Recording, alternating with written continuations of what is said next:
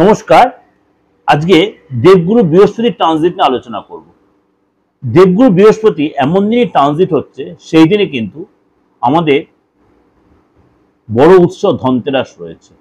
কম বেশি আমাদের বেঙ্গলি বা নন বেঙ্গলি প্রত্যেকের মধ্যে ধনতেরাস এই উৎসবের সাথে কিন্তু প্রত্যেকে আমরা পরিচিত। অর্থাৎ সেদিন হচ্ছে আমাদের অনেক কিছু কেনাকাটি করে সংসারে আয় উন্নতির জন্য। সেটা আমি আলাদা প্রোগ্রাম দেবো, ধনতেরাসের কি ফাংশন বা কি ব্যাপার বা কোন কোন রাশি কি, অবশ্যই সেই প্রোগ্রামে আপনি ফলো রাখবেন। কিন্তু আজকে আলোচনা করছি আমি এই দেবগুরু বৃহস্পতির তার সঞ্চার বা ট্রানজিট নিয়ে। সেটা আপনার রাশির ক্ষেত্রে কি প্রভাব বিস্তার করছে। তাহলে 18ই অক্টোবর দেবগুরু বৃহস্পতি কর্কট রাশিতে গোচর করবে। মিথুন রাশি চেয়ে তার নিজের উচ্চ রাশিতে গোচর করবে। সুতরাং থাকবে কতদিন?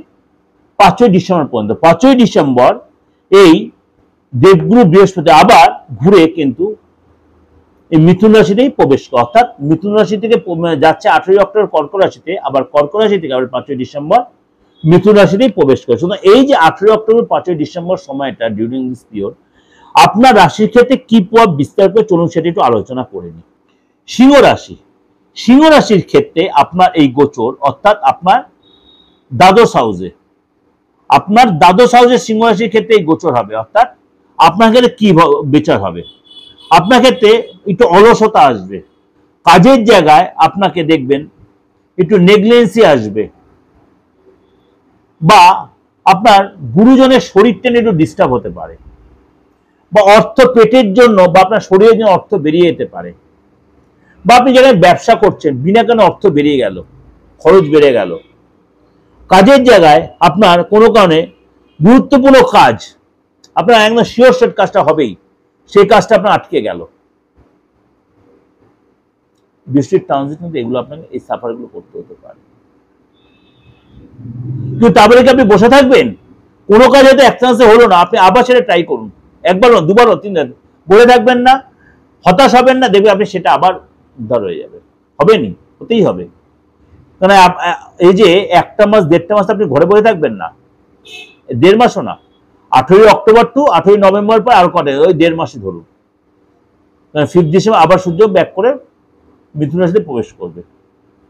কিছু কিছু আপনার সতর্ক সংযত থাকতে, কথাবার্তা সংযত হতে হবে, ট্রানজেকশন সতর্ক হতে হবে, শরীর নিয়ে সংযত, গুরুজনের শরীরটা নিয়ে সংযত হতে হবে। এই জন্য আপনার নেগলিজেন্সি আগে ডাক্তার কাছে যেতে হবে এবং অলসতা কাটাতে হবে। কোনো কাজ একটা নেয় সেটা বারবার আপনার নক করতে হবে এবং বারবার তালিম দিতে, তাহলে সেখানে আপনি বেরিয়ে আসতে পারবে। আটকে থাকা কাজ উদ্ধার হবে।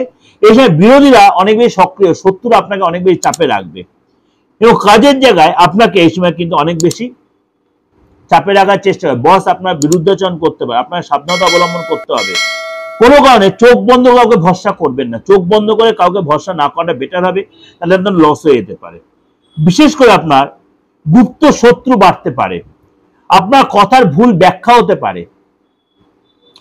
আপনার এই সময় কিন্তু পিএনপিসি থেকে নিজেকে কন্ট্রোল রাখবে, অ্যাভয়েড করবেন। আর্থিক দিক দিয়ে আপনার কিন্তু তাড়াহুড়া করবেন না। মনে করুন আপনি এই সময় লোন নেওয়ার প্ল্যান করছেন, সিংহ রাশির লোকেরা, বা লোন নিয়েছেন, সেইগুলো একটু ঠান্ডা ম্যানেজ করবেন। কাউকে ট্রানজাকশন করছেন, banking transaction, online transaction, cheque কেটে বা লিকুইড ট্রানজাকশন, যাই করছেন সাবধানে করবেন। কারণ আপনার দ্বাদশ হাউসে বৃহস্পতির গোচর, আপনাকে একটু সতর্ক সংযত থাকতে হবে। খাওয়া দাওয়ারে, ট্রানজাকশনে, কথাবার্তায় এগুলো সঙ্গে, এবং কর্মস্থলে, পড়াশোনার ক্ষেত্রে আপনার ভীষণ নেগলিজেন্সি আসবে, পড়তে ইচ্ছা করবে, রেজাল্ট একটু খারাপ হতে পারে, টিচারদের সুসম্পর্ক থাকবে না, আপনার দেখবেন মনটা উড়ু উড়ু হয়ে যাবে। এগুলো আপনাকে নিজেকে সতর্ক সংযত থাকার জন্য আপনাকে মেডিটেশন করতে হবে এবং কিছু জায়গায় একটু সতর্ক সংযত হতে হবে। এটা ওভারঅল আপনাদের কাছে ডিসকাশন করলাম। ওভারঅল ডিসকাশন বলতে বৃহস্পতির ট্রানজিট আপনার বাচ্চা কি হচ্ছে সেটা আমি জানছি না, কিন্তু আপনার বৃহস্পতির ট্রানজিট প্রত্যেকটা রাশি লগ্নের ক্ষেত্রেই তার প্রভাব বিস্তার আপনার ক্ষেত্রে সেটা করছে। সুতরাং আপনি যদি দেখছেন ভালো হচ্ছে, অবশ্যই ভালো হোক। যদি দেখছেন কোনো নেগেটিভ প্রভাব বিস্তার, সুতরাং আপনি যদি অ্যাস্ট্রোলজি মানেন, কারোর সাথে কনসাল্ট করুন। দেখুন আপনার বাচ্চার বৃহস্পতির সিচুয়েশন, আপনি যদি বাচ্চার না থেকে আপনার হাতটা দেখান, আপনার ফেসটা রিড করুন। আমাদের মুখের মধ্যেও কিন্তু প্রত্যেকের করে সিচুয়েশন আছে, যারা অ্যাস্ট্রোলজি জানে তারা জানে, শুধু হাতে নয়, সারা শরীরের মধ্যে গ্রহের পরিস্থিতি জানেন তো। মাথার চুল থেকে পায়ের নখ পর্যন্ত গ্রহ রাশি রয়েছে। মেষ থেকে মিন, আবার আপনার সূর্য থেকে প্লুটো পর্যন্ত প্রত্যেকটা মানে অবস্থান কিন্তু আমাদের দেহাংশে রয়েছে। সুতরাং আপনার ডেট অফ বার্থ না থাকলে আপনার যে রাশি লগ্ন একদম চিন্তা করবেন না, হাতটা দেখে ফেসটা রিড করিয়ে আপনি কিন্তু আরামসে আপনার ভবিষ্যতে জানতে পারেন, অতীতটা জানতে পারেন, এবং বৃহস্পতির সিচুয়েশন আপনি জানতে আপনার কি ফ্যাক্টর দিচ্ছে। সুতরাং নির্দ্বিধায় কারোর সাথে কনসাল্ট করবেন। আর এই যে সময়টা চলছে, সুতরাং এই সময় কিন্তু আপনি যে কোনো তন্ত্রমতে ক্রিয়া প্রক্রিয়া করার জন্য যোগাযোগ করেন। দেশে বিদেশে কুরিয়ারের মাধ্যমে চেম্বারে এসে আপনি সুযোগ পাই যাবেন। ভালো থাকবেন, নমস্কার।